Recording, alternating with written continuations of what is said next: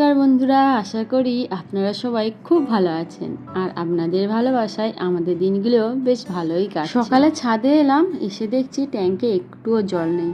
আসলে নিচে মিস্ত্রি কাজ করছে, তাই ওপরে ককটা ভাবা ভালো করে বন্ধ করে দিয়ে গেছে।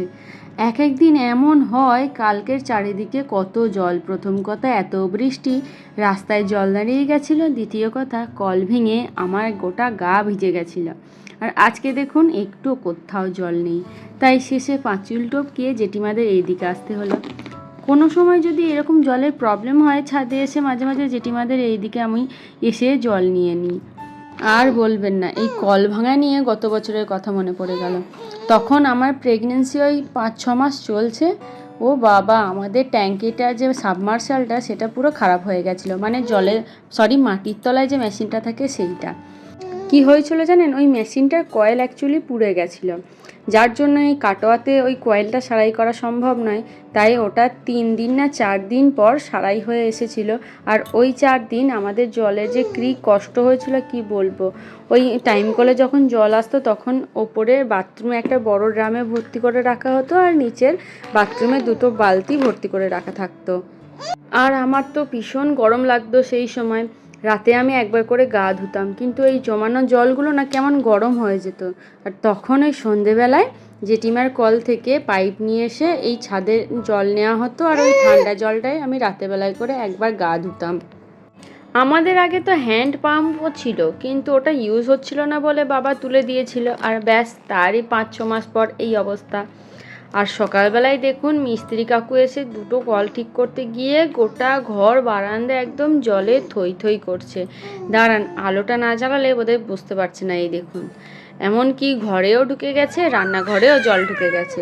আর পাকুমের ঠাকুমা তো বিশাল রেগে গেছে।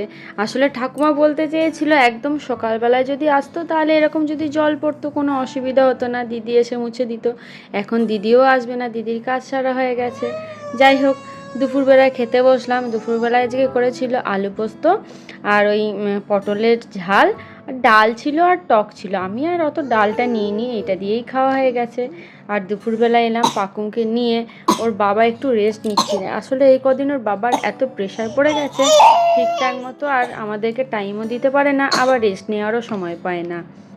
এই ভাই বোনদের জ্বালায় আমার একটা হেডফোনও আর ভালো থাকবে না। এর আগে বোটের একটা আমার ওই ইয়ারবাড ছিল জানেন তো, আমি জাস্ট বিছানায় রেখে দিয়ে ফোনটা আনতে গেছিলাম, সেই সময় পলু এসে এমন কামড়িয়ে দিয়েছে আমার হেডফোনটা গেল নষ্ট হয়ে।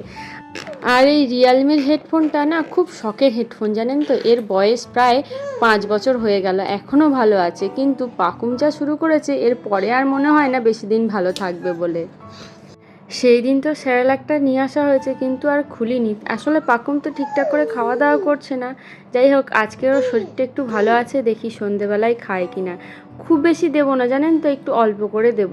আর এই স্যারেলাকটার সাথে আলাদা করে দুধ মেশাতে হয় জানেন তো। আগে কোকো পলু যখন ছোট ছিল, ওদের জন্য ওর বাবা সেরেলাক আনতো, ওই সেরেলাকটার সাথে কিন্তু দুধ মেশানোই থাকতো। কিন্তু এই সেরেলাকটাতে বললো পাকুম যে ফর্মুলা মিল্কটা খায় সেটাই একটু করে মিশিয়ে নিতে।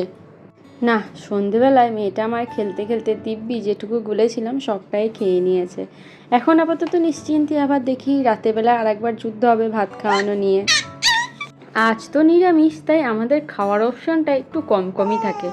সন্ধেবেলায় মুড়ি কী দিয়ে খাবো সেটা ভাবছিলাম, তা করতে করতে ফ্রিজে দেখলাম পরশুদিন আমার জন্য যে ছানাটা বানিয়ে রেখেছিল সেটা তো খেতে ভুলে গেছিলাম, ওইটাই বার করলাম। মুড়ির সাথে ভালো করে একটু মেখে নিয়েছি, আর সাথে একটু চিনি নিয়ে নেবো, ব্যাস। মুড়িটা যে কি ভালো লাগে খেতে কি বলবো, বিশেষ করে যদি মুড়িটা একটু নরম নরম হয়ে যায় তাহলে তো আমার আরও বেশি ভালো লাগে। আগে ছোটোবেলায় মা প্রতিদিনই আমাকে বিকেলে এই ছানা মুড়িটা দিত, কিন্তু তখন অত না ভালো লাগতো না। কিন্তু পাকুম হওয়ার পর তো আমাকে সেরকম বেশি মশলাদার খাবার দিত না, তখন সকালবেলায় এই ছানাটা আর চিনি দিয়ে আমাকে মুড়ি দিত।